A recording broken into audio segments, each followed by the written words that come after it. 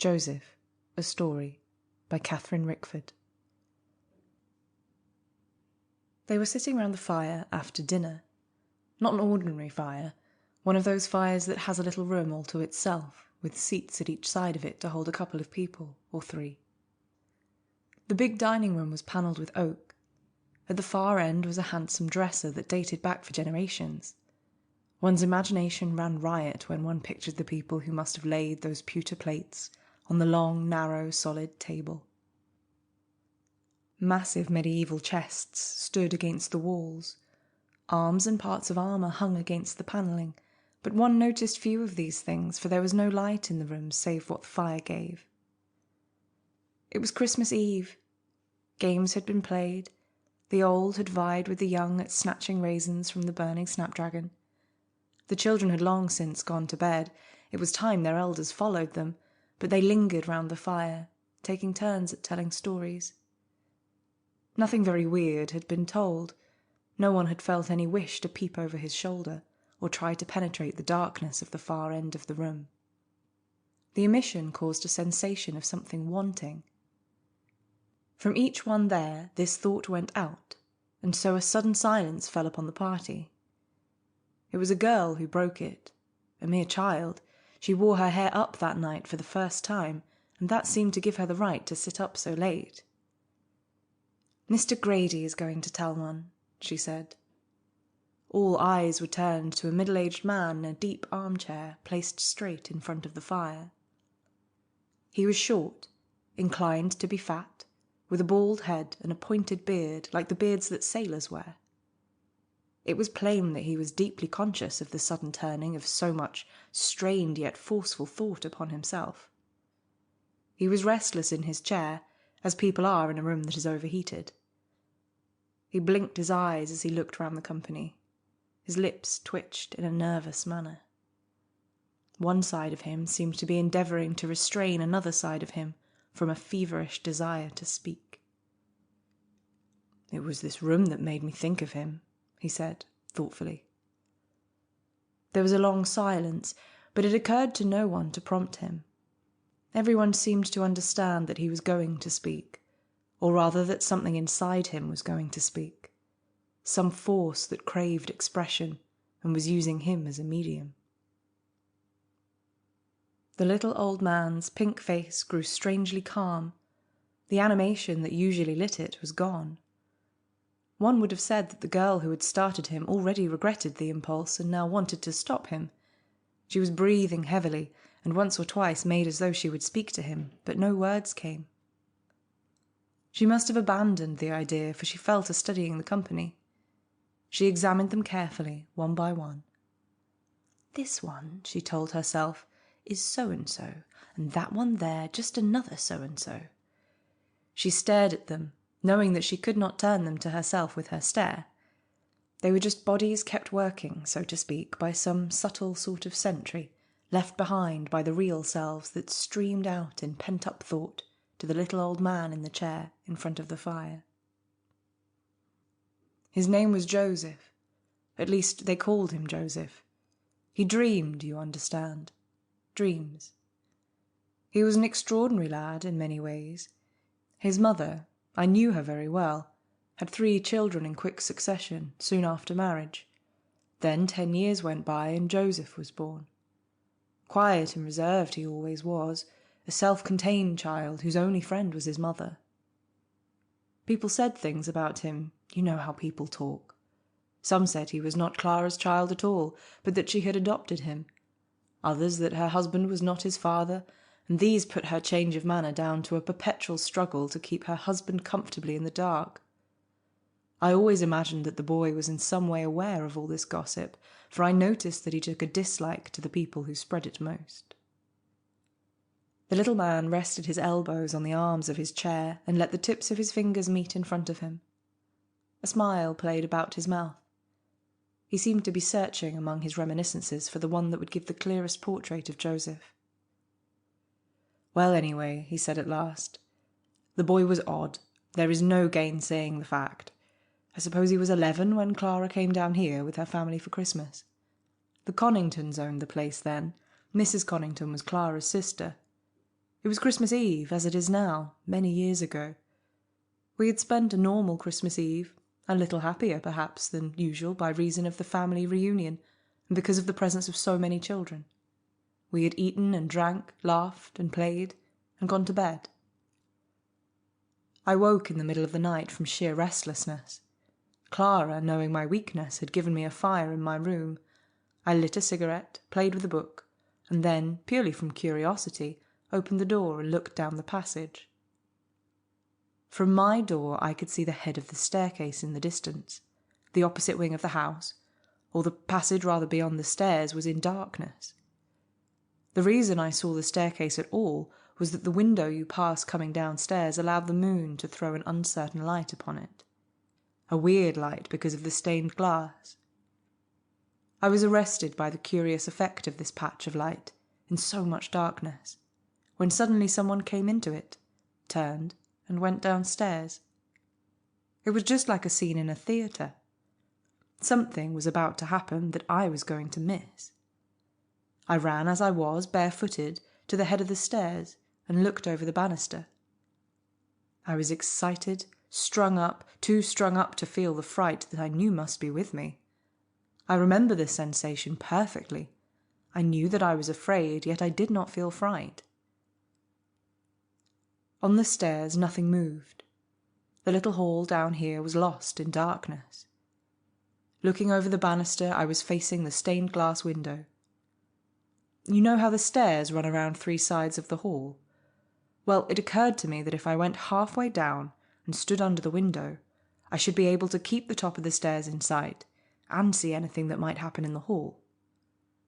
I crept down very cautiously and waited under the window. First of all, I saw the suit of empty armour just outside the door here. You know how a thing like that, if you stare at it in a poor light, appears to move. Well, it moved, sure enough, and the illusion was enhanced by clouds being blown across the moon.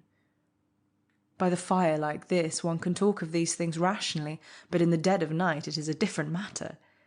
So I went down a few steps to make sure of that armour, when suddenly something passed me on the stairs. I did not hear it, I did not see it, I sensed it in no way. I just knew that something had passed me on its way upstairs. I realised that my retreat was cut off, and with the knowledge fear came upon me. I had seen someone come down the stairs, that at any rate was definite. Now I wanted to see him again. Any ghost is bad enough, but a ghost that one can see is better than one that one can't. I managed to get past the suit of armour, but then I had to feel my way to these double doors here. He indicated the direction of the doors by a curious wave of his hand. He did not look toward them, nor did any of the party.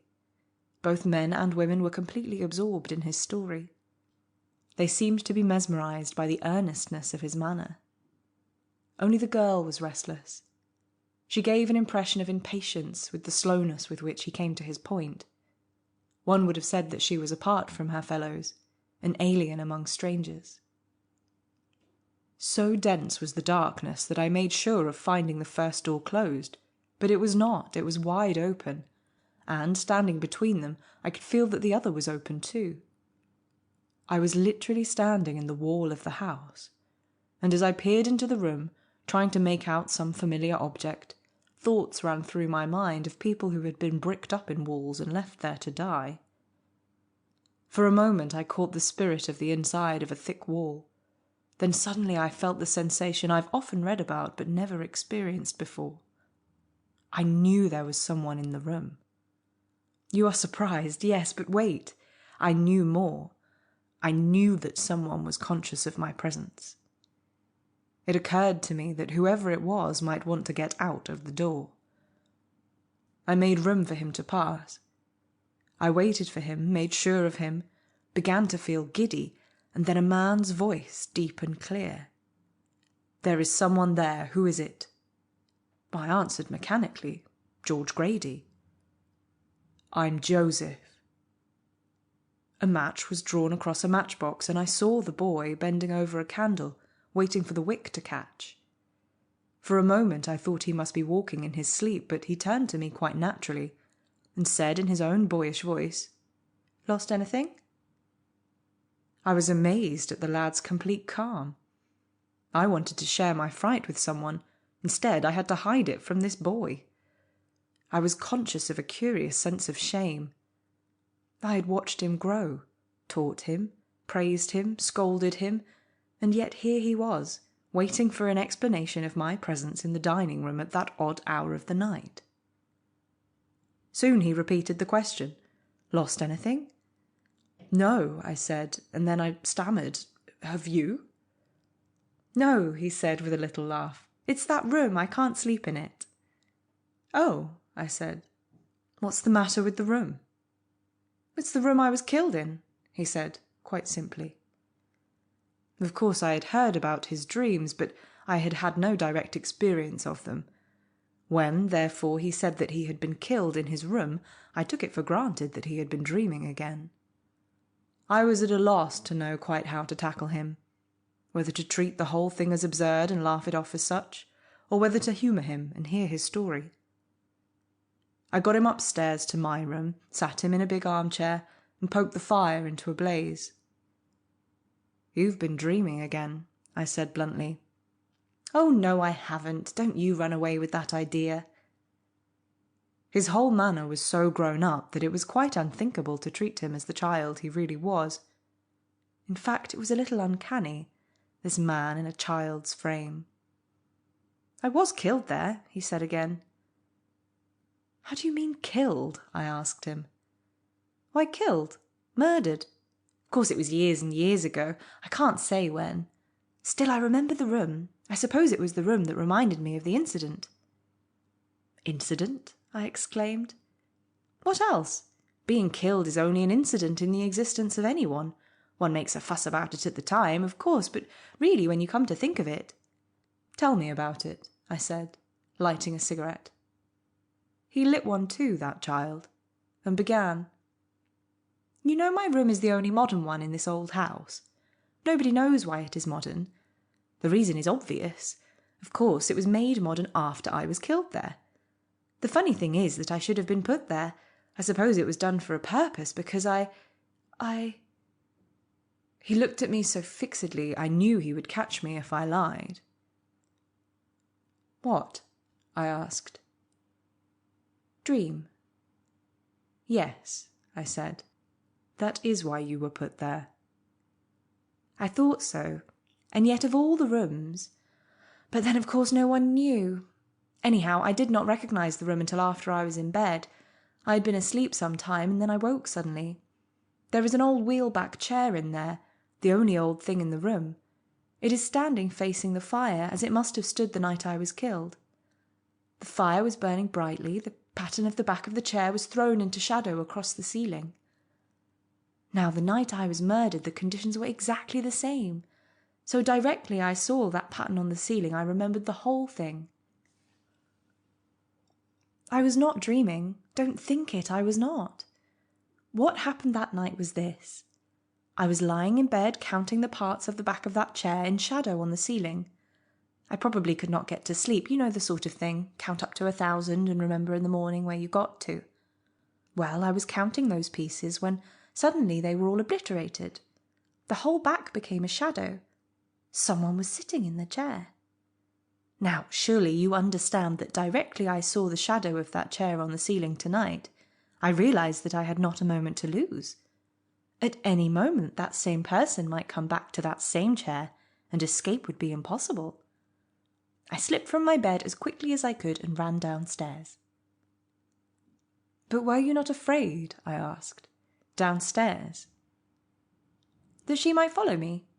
It was a woman, you know. No, I don't think I was. She does not belong downstairs. Anyhow, she didn't." "No," I said. "No." My voice must have been out of control, for he caught me up at once. "You don't mean to say you saw her?" he said vehemently. "Oh, no. You felt her." "She passed me as I came downstairs," I said. "What can I have done to her that she follows me so?" He buried his face in his hands, as though searching for an answer to his thought. Suddenly he looked up and stared at me. Where had I got to? Oh yes, the murder. I can remember how startled I was to see that shadow in the chair. Startled, but not really frightened. I leaned up in bed and looked at the chair, and sure enough, a woman was sitting in it, a young woman. I watched her with profound interest until she began to turn in her chair, as I felt, to look at me. When she did that, I shrank back in bed. I dared not meet her eyes. She might not have had eyes. She might not have had a face. You know, the sort of pictures that one sees when one glances back at all one's soul has ever thought. I got back in the bed as far as I could and peeped over the sheets at the shadow on the ceiling. I was tired, frightened to death. I grew weary of watching. I must have fallen asleep, for suddenly the fire was almost out, the pattern of the chair barely discernible, the shadow had gone. I raised myself with a sense of huge relief. Yes, the chair was empty, but just think of it. The woman was on the floor, on her hands and knees, crawling toward the bed. I fell back, stricken with terror. Very soon I felt a gentle pull at the counterpane. I thought I was in a nightmare, but too lazy or too uncomfortable to try to wake myself from it. I waited in an agony of suspense, but nothing seemed to be happening. In fact, I had just persuaded myself that the movement of the counterpane was fancy when a hand brushed softly over my knee. There was no mistaking it. I could feel the long, thin fingers. Now was the time to do something. I tried to rouse myself, but all my efforts were futile. I was stiff from head to foot. Although the hand was lost to me outwardly, it now came within my range of knowledge, if you know what I mean. I knew that it was groping its way along the bed, feeling for some other part of me. At any moment I could have said exactly where it had got to. When it was hovering just over my chest, another hand knocked lightly against my shoulder. I fancied it lost and wandering in search of its fellow. I was lying on my back, staring at the ceiling when the hands met. The weight of their presence brought a feeling of oppression to my chest. I seemed to be completely cut off from my body. I had no sort of connection with any part of it. Nothing about me would respond to my will to make it move. There was no sound at all, anywhere. I fell into a state of indifference, a sort of patient indifference that can wait for an appointed time to come. How long I waited I cannot say, but when the time came, it found me ready. I was not taken by surprise. There was a great upward rush of pent-up force released. It was like a mighty mass of men who have been lost in prayer rising to their feet. I can't remember clearly, but I think the woman must have got onto my bed. I could not follow her distinctly. My whole attention was concentrated on her hands. At the time I felt those fingers itching for my throat. At last they moved. Slowly at first, then quicker, and then a long-drawn swish like the sound of an over-bowled wave that has broken too far up the beach and is sweeping back to join the sea.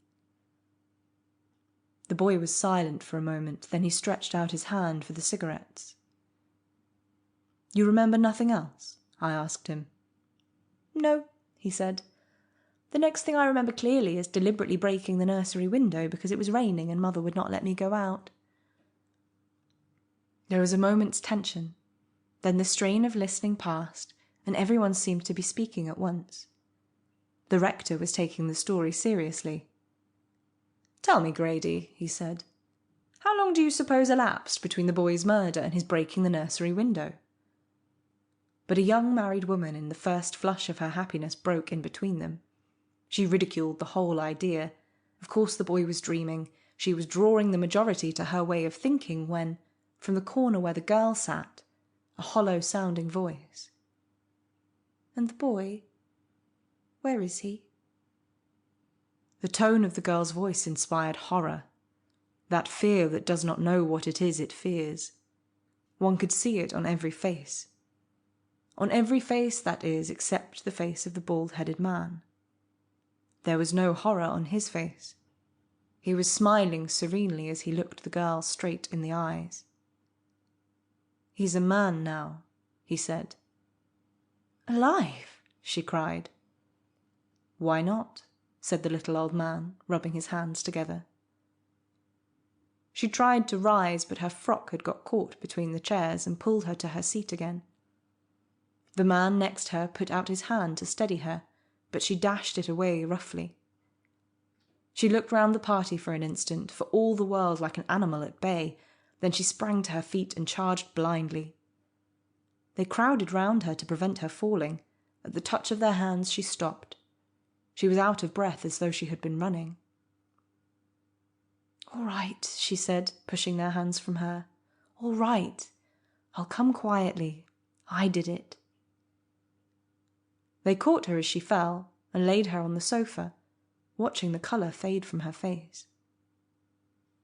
The hostess, an old woman with white hair and a kind face, approached the little old man. For once in her life she was roused to anger. "I can't think how you could be so stupid," she said. "See what you have done." "I did it for a purpose," he said. "For a purpose?" "I've always thought that girl was the culprit. I have to thank you for the opportunity you have given me of making sure." End of Joseph, a story